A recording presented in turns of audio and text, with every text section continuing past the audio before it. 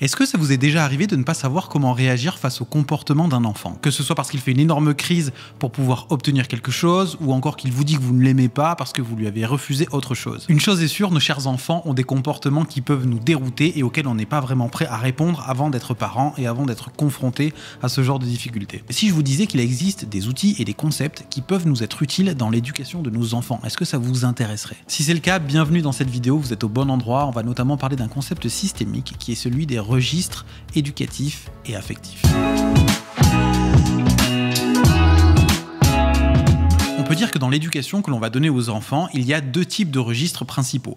Le premier est le registre affectif et le second est le registre éducatif. Cette conceptualisation, moi je l'ai découverte à l'Institut de formation et d'application des thérapies de la communication à Lyon, et c'est notamment le docteur Reynaldo Perron qui en parlait. Si vous suivez cette idée, lorsqu'un enfant naît, le registre affectif est le seul dont il est vraiment besoin. Dans une certaine mesure, on peut considérer que le registre affectif, ça va vraiment être la base, ça va être le socle à partir duquel l'enfant va pouvoir grandir et va pouvoir s'élever. Ce registre affectif, il va se manifester quand on cajole un enfant, quand on le touche, quand on lui parle, quand on lui chante des berceuses, quand on lui dit qu'on l'aime, quand on prend soin de lui. Et il puise vraiment toute sa substance dans cet amour inconditionnel que les parents vont donner à leur enfant. Et bien que ça puisse paraître évident, ce n'est en réalité pas si simple parce que ça dépend vraiment de l'état émotionnel du parent. On imagine bien, comme ça peut arriver à n'importe qui dans la vie, d'avoir des périodes dans lesquelles on est un petit peu plus déprimé, dans lesquelles on se sent moins en forme, dans lesquelles tout simplement on va pas bien. Il peut y avoir des événements de vie qui causent ça de manière assez directe d'ailleurs. Ça peut également être un problème de santé ou bien un parent qui lui-même a souffert d'un manque d'affection dans son enfance. Ce n'est pas directement le sujet de la vidéo d'aujourd'hui, mais il y a toute la théorie d'attachement de Bowlby qui est très intéressante pour comprendre ce phénomène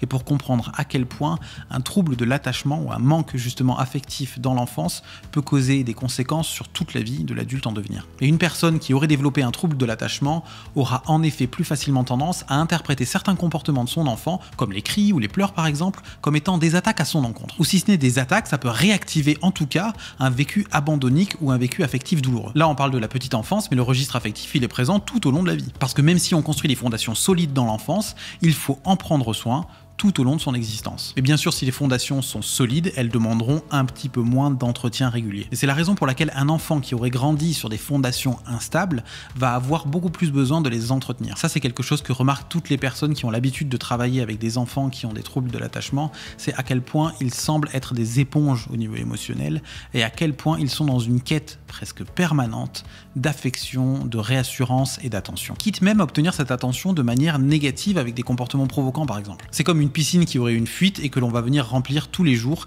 et sans cesse il va falloir la remplir à nouveau tant que l'on n'a pas colmaté cette fuite. Alors si on peut se représenter le registre affectif comme la base, comme les fondations, le registre éducatif ça va être la construction de la maison. Le registre éducatif va se construire avec le cadre, avec les limites qui vont être données aux enfants et c'est quelque chose qui va être extrêmement important pour rendre les enfants socialisables, pour qu'ils puissent ensuite aller à l'école et qu'ils puissent ensuite développer des relations sociales avec les autres, avec une base éducative suffisamment stable et suffisamment construite pour pouvoir avoir des codes en commun avec l'extérieur. L'éducation va commencer à se mettre en forme et c'est le moment où on va interdire des choses aux enfants, où on va leur fixer des limites, où on va leur fixer un cadre. Il va falloir expliquer des choses aux enfants et parfois imposer d'autres choses. Il ne faut pas tomber dans le piège de surexpliquer. En gardant cette idée en tête que enseigner, ça ne veut pas dire justifier. Pour que l'enfant ait des limites qui vont lui permettre de se construire, il faut parfois imposer des règles qu'on ne va pas forcément lui demander de comprendre. Par exemple, le fait de se brosser les dents.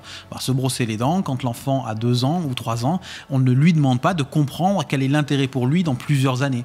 Donc on va lui demander de respecter cette règle et il comprendra plus tard à quoi est-ce que cela lui a servi. C'est ce fameux registre éducatif qui va être si important dans la construction des notions de hiérarchie ou dans la construction de l'intégration de la loi par exemple. Dans ce registre éducatif, il va également falloir faire la différence entre la punition et la sanction, qui sont vraiment deux choses différentes. On va pas en parler aujourd'hui, mais si ça vous intéresse, dites-le moi dans les commentaires. Alors à quoi ça va nous servir de faire la distinction entre ces deux registres, puisque j'imagine que déjà de manière intuitive, vous aviez déjà ces concepts en tête. La chose la plus importante à garder en mémoire, c'est que les deux sont extrêmement importants et qu'en fait ils vont s'imbriquer l'un et l'autre et qu'il va être important parfois de pouvoir les différencier. Le plus important, ça va être de trouver un équilibre et on peut considérer qu'un enfant, il a besoin des deux, à peu près à 50-50. On a vu qu'il y avait un risque massif à délaisser le registre affectif puisque comme il constitue la base, il y a un risque très important à venir construire un édifice sur des fondations qui seraient instables. Mais on peut dire également qu'il y aurait un risque important à délaisser le versant éducatif puisque c'est ce registre-là qui permet l'intégration en société et d'une certaine manière si vous continuez à suivre cette métaphore, c'est la construction de notre édifice. Alors tout l'intérêt de ce concept, c'est justement de pouvoir faire la différence entre ces deux registres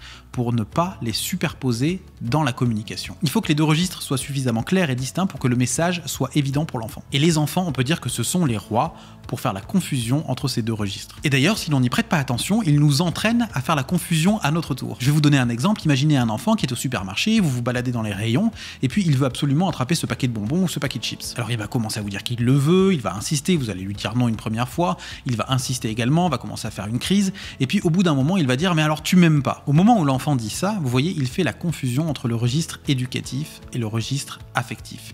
Et il vous entraîne sur le registre affectif. Et tout l'intérêt de cette conceptualisation, c'est de pouvoir se dire à ce moment-là que l'enfant nous entraîne sur le registre affectif, mais là où il faut tenir, c'est sur le registre éducatif. Cette conceptualisation, elle peut nous permettre d'identifier 4 styles familiaux. Le premier style, ça va être le style démocratique. Dans le style démocratique, il y a une présence égale et suffisante du registre affectif et du registre éducatif. Le deuxième style de relation familiale, ce serait un style autoritariste, c'est-à-dire une prédominance du registre éducatif au détriment du registre affectif. Le troisième style, on pourrait l'appeler permissif, puisqu'il y a une prédominance du registre affectif au détriment du registre éducatif. On peut d'ailleurs remarquer que souvent, quand il y a un style permissif, il y a des accès d'autorité de manière ponctuelle pour venir recadrer les choses quand vraiment la situation devient débordante. Puis ensuite, par culpabilité, on revient dans un registre permissif. Et le quatrième style, on pourrait l'appeler un style désengagé, c'est lorsqu'il n'y a ni investissement du registre affectif, ni investissement du registre éducatif. Donc en définitive, vous avez compris que l'on va essayer de se rapprocher au plus possible du style qui est défini comme étant le style démocratique par le docteur Reynaldo Perón. Et pour s'en rapprocher, ce qui va être important, c'est de trouver un équilibre permanent entre le registre éducatif